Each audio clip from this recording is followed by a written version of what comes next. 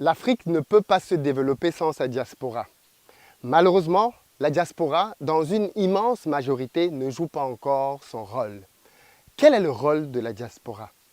Le rôle de la diaspora, c'est de faire un diagnostic du continent, voir les problèmes qu'il y a et être un acteur de changement.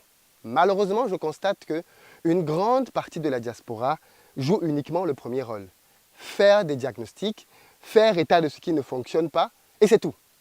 Et c'est peut-être l'une des raisons pour lesquelles nous n'avons pas encore suffisamment d'initiatives comme celle-ci. Je suis un enfant du continent, je fais partie de la diaspora, et pourtant j'investis grandement au pays parce que je suis convaincu que c'est ce que toi et moi devons faire pour que les choses changent ici.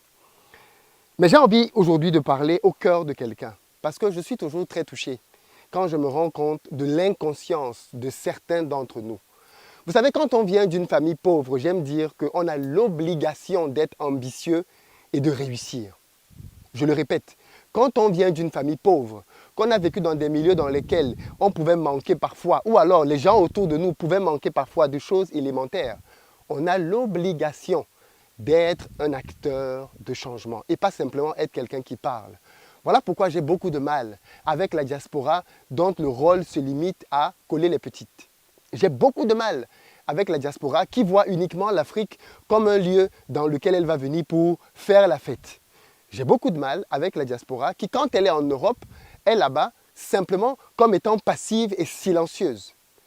Je pense que la diaspora doit briller là où elle est, impacter le monde là où elle est et revenir au pays, faire des choses concrètes pour que ça avance ici. J'ai fait une interview à Tian Yang à l'époque et il avait dit une phrase qui m'a beaucoup marqué et que je retiens jusqu'aujourd'hui.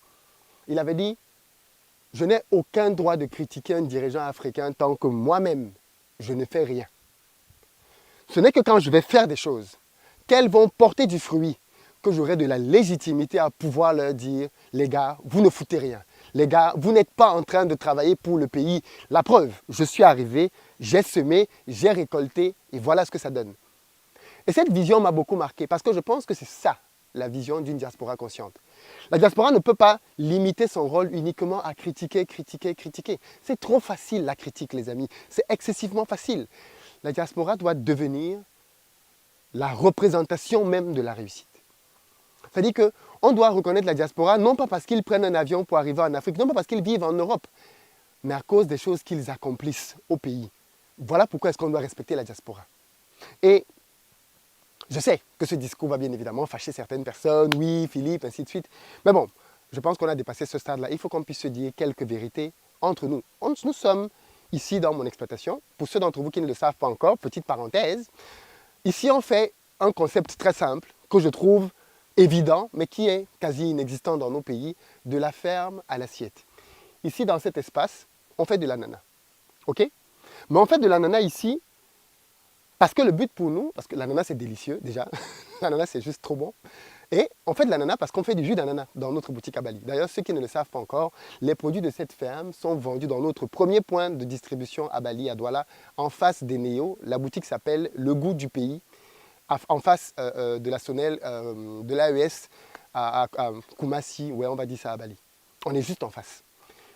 Mais ce que je veux dire ici, justement, c'est que d'où me vient cette idée? L'idée me vient simplement du fait que des agriculteurs, il y en a beaucoup au pays. Mais les agriculteurs, généralement, sont pauvres en Afrique. Et ils sont pauvres parce que celui qui transforme ne distribue pas. Il laisse sa distribution à quelqu'un d'autre. Et donc, je me suis dit, mais beaucoup de gens ne veulent pas se lancer dans l'agriculture parce qu'ils pensent que être agriculteur, c'est être pauvre.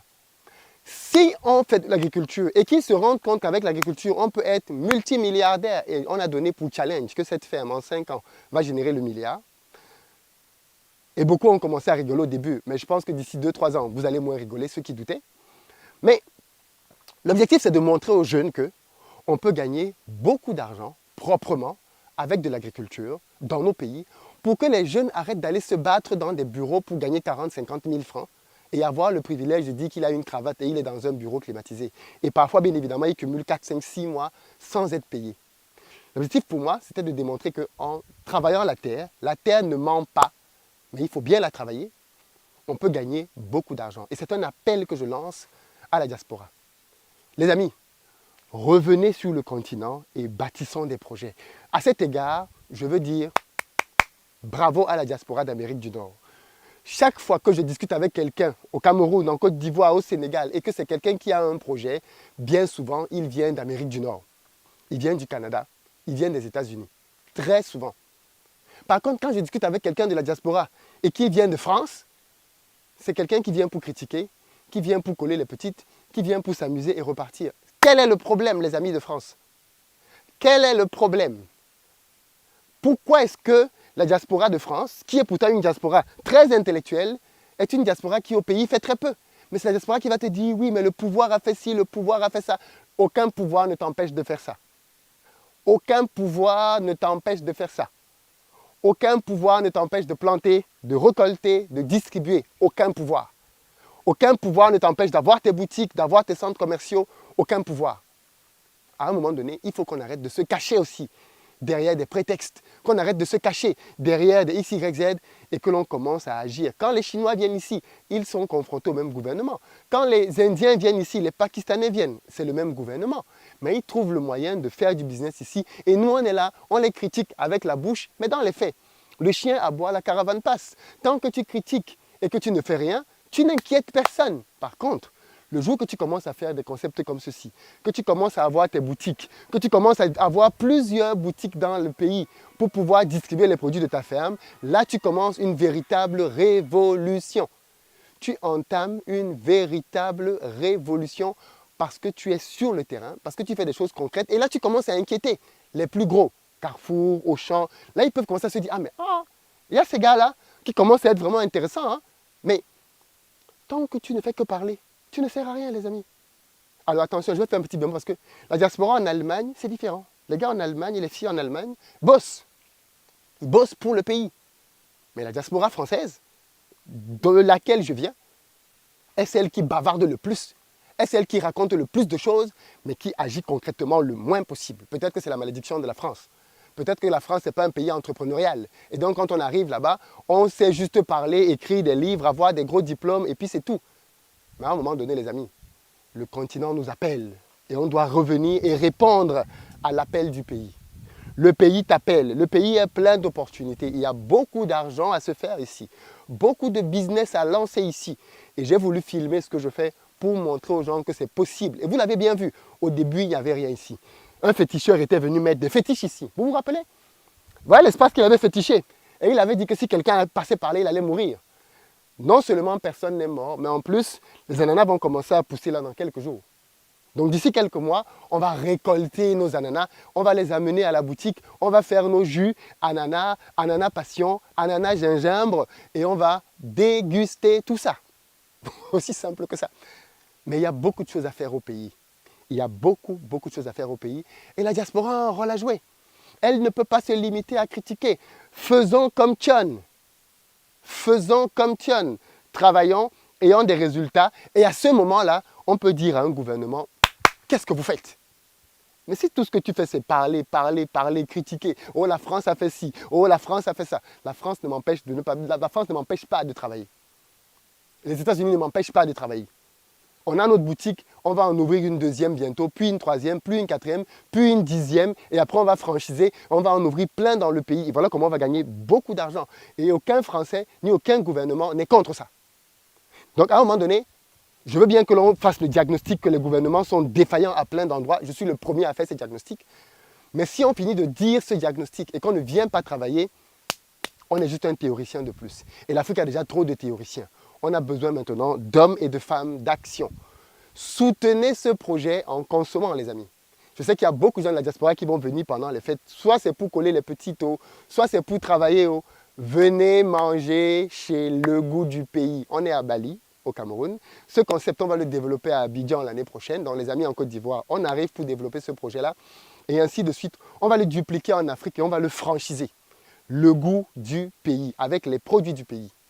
Les Africains doivent redevenir fiers d'eux-mêmes, fiers de ce qu'ils produisent, fiers de leurs valeurs, fiers de leur richesse. Et ça doit se traduire dans leurs assiettes. Ça doit se traduire dans tout ce qu'ils ont. Thomas Sankara a dit, le seul moyen pour les Africains d'être heureux, c'est de vivre en africain.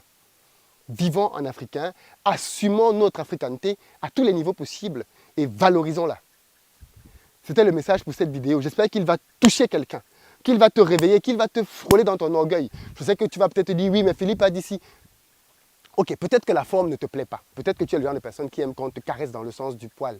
Mais tu sais, quand tu prends un poisson, tu ne jettes pas le poisson parce qu'il y a des arêtes dedans. Donc si tu estimes que certains éléments que j'ai dit étaient trop forts, pas assez, ok, mets de côté ces éléments-là et concentre-toi sur l'essentiel. En tant que diaspora, est-ce que je joue mon rôle? Si tu as quelqu'un qui est en Europe, envoie-lui cette vidéo. Si tu es dans la diaspora, partage-la autour de toi pour que la diaspora entende ça. Et moi, j'ai envie, en sortie de cette vidéo, de lancer un challenge. J'aimerais lancer le challenge des grandes réalisations de la diaspora. Le challenge des grandes réalisations de la diaspora. De quoi il s'agit? Si tu fais partie de la diaspora, et que tu as lancé un projet au pays, informe-nous de ton projet. Écris à contact@investiraupais.com et objet de ton mail diaspora. Non. Objet de ton mail, les grandes réalisations de la diaspora. C'est un peu long, mais les grandes réalisations de la diaspora. Que ton projet soit petit, moyen ou grand, informe-nous de ton projet. Et nous, on va venir, si ton projet est vraiment pertinent, on va le filmer, on va le promouvoir gratuitement. Ça va te donner de la visibilité, ça va te donner des clients. C'est ma manière à moi de soutenir les initiatives de la diaspora en Afrique. On va le faire et ça va pousser un maximum de personnes à davantage se lancer. Il faut que la diaspora soit visible, que la diaspora agisse, que la diaspora impacte et qu'elle assume ce qu'elle est en train de faire. Les grandes réalisations de la diaspora, c'est maintenant. Il faut que ce continent bouge et je compte sur toi pour que ça bouge une fois pour toutes ici. C'est parti!